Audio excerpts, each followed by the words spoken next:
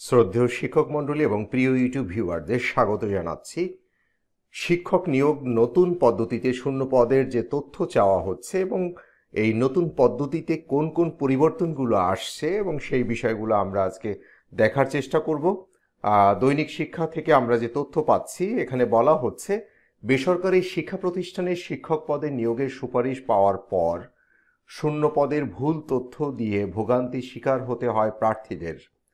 প্রচলিত নিয়মে নিয়োগের আগে শিক্ষা প্রতিষ্ঠানগুলো থেকে শূন্য পদের তথ্য সংগ্রহ করে NTRCA, কিন্তু প্রতিষ্ঠান থেকে সংগৃহীত তথ্য নিয়ে শিক্ষক নিয়োগের পর শুধু ভুল তথ্যের কারণে অনেক সুপারিশপ্রাপ্ত যোগদান করতে পারছে না। অনেকে যোগদান করলেও এমপিওভুক্ত হতে পারেন না। গত দ্বিতীয় চক্রে শিক্ষক নিয়োগের কয়েক হাজার প্রার্থী জটিলতায় পড়েছিলেন। পরে জেলা ও উপজেলা মাধ্যমিক শিক্ষা কর্মকর্তাদের দিয়ে যাচাই করিয়ে তথ্য সংগ্রহ করা হলেও তৃতীয় চক্রে বেশ কয়েকজন প্রার্থী শূন্য পদের ভুল তথ্যের ভুক্তভোগী হচ্ছেন। এসব জটিলতা এড়াতে নতুন পদ্ধতিতে ৩ অধিদপ্তরের কাছ থেকে শূন্য পদের তথ্য নিতে চায় NTRCA। এদিকে অধিদপ্তরগুলো বলছে, শূন্য পদের তথ্য চাওয়ার বিষয় আনুষ্ঠানিকভাবে এখনো কিছু জানায়নি NTRCA। আনুষ্ঠানিকভাবে প্রস্তাব পাঠালে কর্মকর্তাদের মতামতের ভিত্তিতে ব্যবস্থা নেবে মাধ্যমিক উচ্চ শিক্ষা অধিদপ্তর ও মাদ্রাসা শিক্ষা অধিদপ্তর।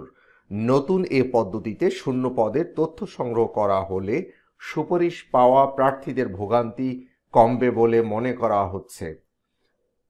বেসরকারি শিক্ষা প্রতিষ্ঠান আবারও প্যাটার্নের অতিরিক্ত ভুল পদে ও নারী কোটা পদে সুপারিশ প্রাপ্ত হয়েছেন প্রার্থীরা। চূড়ান্ত সুপারিশপত্র নিয়ে শিক্ষক হিসাবে যোগদান করতে গিয়ে তারা বিষয়টি জানতে পারছেন। এমন পরিস্থিতি এমপিওভুক্তির অন্তরায় হয়ে উঠছে। তাই প্রার্থীরা চাচ্ছেন তাদের নিজ জেলার স্কুল কলেজ ও মাদ্রাসায় নতুন করে সুপারিশ করা হোক। এর আগে 2019 খ্রিস্টাব্দের দ্বিতীয় নিয়োগ চক্রের সারা দেশে 2500-র বেশি প্রার্থী মহিলা কোটা ও প্যাটার্ন অতিরিক্ত পদে সুপারিশ পেয়ে 15 মাসের বেশি সময়ে এমপিওভুক্ত হতে পারেননি, বেতন ভাতা বঞ্চিত ছিলেন। এদিকে NTRCA-র কার্যালয়ে খোঁজ নিয়ে তৃতীয় চক্রের শিক্ষক নিয়োগ প্যাটার্নের জটিলতা ও নারী কোটার ভোগান্তি থাকা বেশ কয়েকজন প্রার্থীর তথ্য পাওয়া গেছে। তাদের জটিলতা নিরসনে বিষয়টি শিক্ষা মন্ত্রণালয়ের মতামত চাওয়া হয়েছে।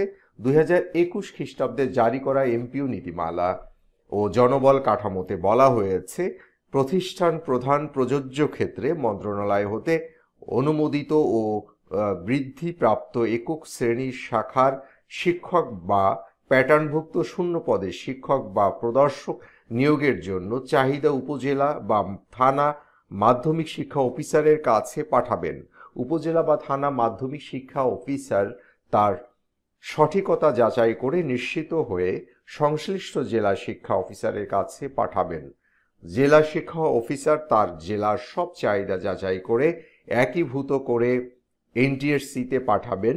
ভুল চাহিদা পড়লে সংশ্লিষ্ট প্রতিষ্ঠান প্রধান ও উপজেলা বা থানা মাধ্যমিক শিক্ষা অফিসার এবং জেলা শিক্ষা অফিসার দায়ী থাকবেন। এ বিষয়ে জানতে চাইলে NTRCA-র চেয়ারম্যান এনামুল কাদের খান দৈনিক বলেন, প্রতিষ্ঠান থেকে ভুল তথ্য পাঠানোর কারণেই মূলত এ জটিলতা সৃষ্টি হয়েছে। অনেক ক্ষেত্রে প্রতিষ্ঠান প্রধানরা নিজ তথ্য না দিয়ে কম্পিউটারের দোকান বা কোনো কর্মচারীর মাধ্যমে পাঠান। বেশিরভাগ প্রতিষ্ঠান প্রধানের প্রযুক্তিগত সক্ষমতা কম থাকায় তারা জটিলতা সৃষ্টি করেন এবং শাস্তি বাবদ এমপিও কেটে নেয়ার পরেও একটি জটিলতা রয়ে যাচ্ছে। অনেক ক্ষেত্রে জেলা উপজেলা মাধ্যমিক শিক্ষা কর্মকর্তা তথ্য যাচাই করে পাঠালেও ভুল থেকে যায়। তাই আমরা চাচ্ছি সরাসরি অধিদপ্তর থেকে তথ্য সংগ্রহ করতে, তাতে ভুল তথ্য আসার সম্ভাবনা কম থাকবে। প্রথম ও দ্বিতীয় নিয়োগ চক্রে সরাসরি শিক্ষা প্রতিষ্ঠানের প্রধানের মাধ্যমে শূন্য পদের তালিকা সংগ্রহ করে প্রার্থীদের নিয়োগের জন্য সুপারিশ করা হয়। তৃতীয় নিয়োগ চক্রে উপজেলা মাধ্যমিক শিক্ষা অফিসার ও জেলা শিক্ষা অফিসারের মাধ্যমে শূন্য পদের চাহিদা সংগ্রহ করা হয় এবং 3টি নিয়োগ চক্রেই রিকুইজিশন পর্যালোচনা করে দেখা গেছে প্রতিষ্ঠান থেকে পাঠানো চাহিদাপত্রে অনেক ত্রুটি ছিল। নির্ভুল নিয়োগ নিশ্চিতে 3টি অধিদপ্তরের মাধ্যমে শূন্য পদের চাহিদা সংগ্রহ করে সুপারিশ করা যেতে পারে। তবে শিক্ষা মন্ত্রণালয় থেকে শূন্য পদের চাহিদা সংগ্রহের বিষয়ে সুনির্দিষ্ট নির্দেশনা রয়েছে। সেটি পরিবর্তন করতে হলে মন্ত্রণালয়ের পরিপত্র পরিবর্তন করতে হবে। এ বিষয়ে প্রস্তাবনা পাঠানোর বিষয়ে চিন্তাভাবনা চলছে। এদিকে অধিদপ্তরের এক কর্মকর্তা বলছেন যে শূন্য পদের তথ্য পাঠানোর দায়িত্ব দেওয়ার প্রস্তাবনা দেওয়া হলে তারা বিষয়টি নিয়ে ভাববেন। এ বিষয়ে জানতে চাইলে মাদ্রাসা শিক্ষা অধিদপ্তরের মহাপরিচালক কে.এম. রুহুল আমিন দৈনিক আমাদের বার্তাকে বলেন, NTRCA এর শূন্য পদের তথ্য চাওয়ার কোনো আনুষ্ঠানিক প্রস্তাব আমরা পাইনি। তারা প্রস্তাব দিলে আমরা আমাদের কর্মকর্তাদের সঙ্গে বিষয়টি নিয়ে আলোচনা করে সিদ্ধান্ত জানাবো।